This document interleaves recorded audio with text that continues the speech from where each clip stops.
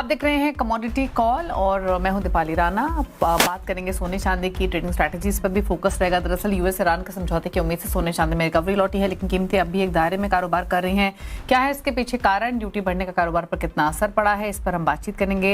Mateshwari gold के CEO अनुराग Rastogi, LKP securities के जतिन त्रिवेदी हमारे साथ मौजूद रहेंगे स्ट्रैटेजीज पर बातचीत करने के लिए। पर पहले सोने पर बातचीत करते हैं। अनुराग रस्तोगी हमारे साथ बने हुए हैं। अनुराग जी नमस्कार, स्वागत है आपका।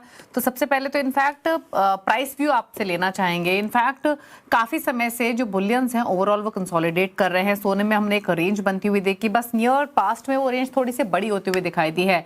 अब जिस तरीके की डेवलपमेंट्स हो रही हैं वेस्ट एशिया क्राइसिस को लेकर, सुलझने की जो होप्स इमर्ज हुई हैं, आगे फेड पॉलिसी है, रेट्स पर क्या इम्पैक्ट होगा, ये तमाम ट्रिगर्स हैं जिनको क्लोजली बुलियन मार्केट वॉच कर रहा है। बट सो फार क्या व्यू है आपका गोल्ड प्राइसेस पर, इन डेवलपिंग फंडामेंटल्स पर? देखिए, बार बार ये बातें आती हैं कि ईरान और अमेरिका कहीं ना कहीं उनका जो एक मुद्दा है वो सुलझ रहा है, लेकिन बार बार ये गाड़ी पटरी पे आती है और गाड़ी पटरी से फिसल जाती है।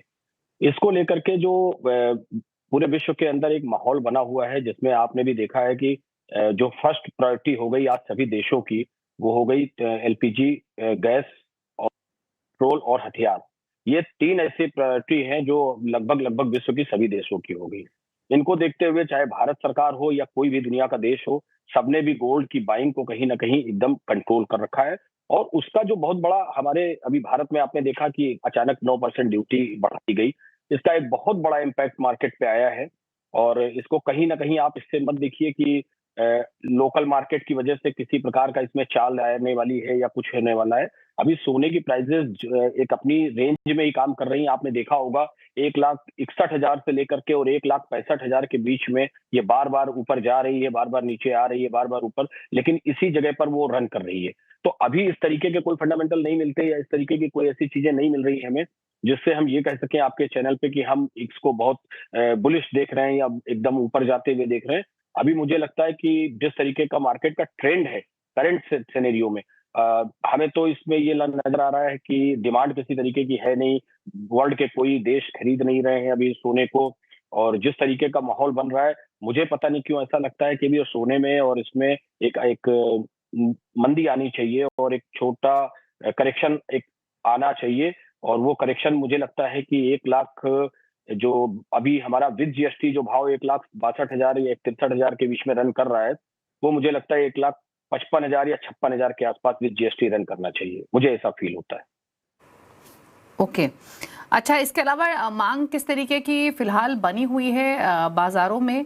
क्योंकि वैसे भी ये सीजन थोड़ा सा डल सीजन होता है, ऊपर से इंपोर्ट ड्यूटी की डेवलपमेंट जो हुई है, प्राइसेस जो अभी भी 1-1.5 लाख के आसपास ही होवर कर रहे हैं, मांग पर कितना असर पड़ा है पिछले कुछ दिनों में, या किस तरीके के ट्रेंड्स आप आगे एक्सपेक्ट कर रहे हैं? मैडम, बिल्कुल आपकी बात सही है कि ये मार्केट हमारा जो सीजन होता है वो हमेशा थोड़ा एक मंदी का सीजन होता है। लेकिन मैं आपको बताऊं, जिस दिन से आदरणीय प्रधानमंत्री श्री मोदी जी ने देशवासियों से ये रिक्वेस्ट की है कि सोने को ना खरीदें, मैं तो समझता हूँ शायद उनकी बातों का इतना बड़ा असर पड़ा है पूरे उसमें। आज की तारीख में मैं अगर इन ऑल प्रॉपरली बात करूं तो मैं 10 से 15% बिजनेस ही मार्केट में है। और 85% आज की तारीख में या तो लोग अपना रिसाइकल कर रहे हैं, और वैसे भी कोई शादी विवाह का सीजन नहीं है, कोई फेस्टिवल नहीं है, कोई इस तरीके की चीजें है नहीं, तो लोगों को इसकी बहुत ज्यादा जरूरत भी नहीं महसूस कर रहे हो रही है। अगर किसी की बहुत अच्छी मतलब अच्छी सोच है या उसको लेना है या उसकी नीड है, तो वो अपना रिसाइकल कर रहे हैं, भी में ही परचेज करने के लिए अपना मन बना रहे हैं। क्योंकि जो एक माहौल बन रहा है पूरे देश में, लोगों को ऐसा लग रहा है कि कुछ बड़ा होने वाला है या कुछ ऐसा हो सकता है जो अनएक्सपेक्टेड हो। वर्ल्ड के जो के लोग अनएक्सपेक्टेड महसूस कर रहे हैं, तो आदमी कहीं ना कहीं अपनी बचत को या उसका जो भी, क्योंकि कोरोना जैसे हालात लोगों ने देश में देखे हैं, तो लोगों ने उसको कहीं ना कहीं अपने जो पैसा है उसको बचा कर रखे हुए हैं, सेव करके चल रहे हैं, और अपने पैसे को निकालने का कोई प्रयत्न नहीं कर रहे हैं। जो पीछे टाइम में आपको तेजी देखने को मिली थी, वो कहीं ना कहीं जो बहुत सारे इन्वेस्टर, क्योंकि भाव एक तरफा भाग रहे थे, उसमें बहुत सारे लोकल इन्वेस्टर और पूरे ग्लोबल इन्वेस्टर उसके अंदर पैदा हो गए थे। उनका भी पलट करके कहीं ना कहीं उन्होंने भी एक लिमिट के बाद अपने सोने और चांदी को वापस मार्केट में वापस सेल किया है। उसका भी एक बहुत बड़ा इम्पैक्ट है। तो इन सब चीजों को लेकर के डिमांड की अगर मैं बात करूं तो एक लाइन में तो 10 से 15% ही बिजनेस है, और 85% बिजनेस इस समय मार्केट से गायब है। ओके, चलिए शुक्रिया सर आपका आने के लिए, क्विकली बताने के लिए, भाव पर भी डिमांड पर भी अपने व्यूज। डेफिनेटली डिमांड काफ़ी कमज़ोर है, 10 से 15% बिजनेस ही हो रहा है, 80-85% बिजनेस नहीं है। रिसाइकल्ड गोल्ड का कॉन्ट्रीब्यूशन ज़्यादा है। सोने और चांदी दोनों के भाव को लेकर आपकी राय क्या है जतिन? दीपाली देखिए, इस हफ्ते के लिए मुझे लग रहा है पॉजिटिव साइड के संकेत हैं। एज ऑफ नाउ जिस तरह के संकेत आ रहे हैं, यूएस ईरान की जो बातचीत है पॉजिटिव साइड की तरफ चल रही है। हालांकि जब तक सिग्नेचर नहीं होते, दोनों के हस्ताक्षर नहीं होते किसी भी व्हाइट पेपर पे, तब तक इसका उल्लेख जो है वो फाइनलाइजेशन तो नहीं है। लेकिन क्योंकि डेवलपमेंट पॉजिटिव है तो रिएक्शन पॉजिटिव है, और मेन जो कच्ची तेल की प्राइस है उसके कारण से अदर एसेट्स के अंदर जो है वो पॉजिटिविटी के साथ के रुख जो है वो मोड चल रहे हैं। बाय ऑन डिप्स का मार्केट रहेगा गोल्ड और सिल्वर के अंदर।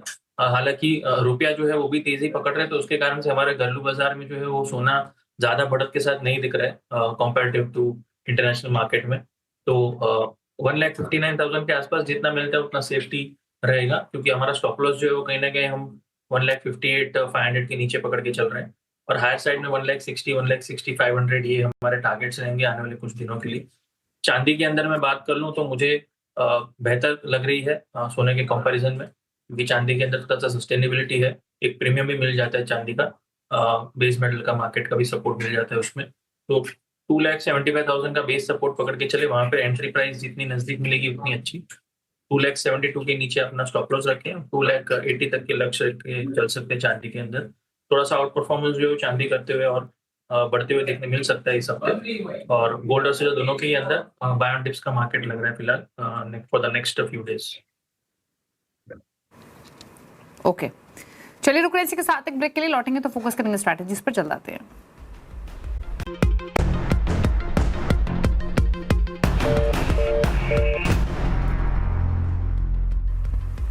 आप दे रहे हैं कमोडिटी कॉल, हमारे से जतिन त्रिवेदी बने हुए हैं, फटाफट से लेते हैं उनकी ट्रेडिंग स्ट्रैटेजीज। जतिन बताइए आपकी ट्रेडिंग कॉल्स।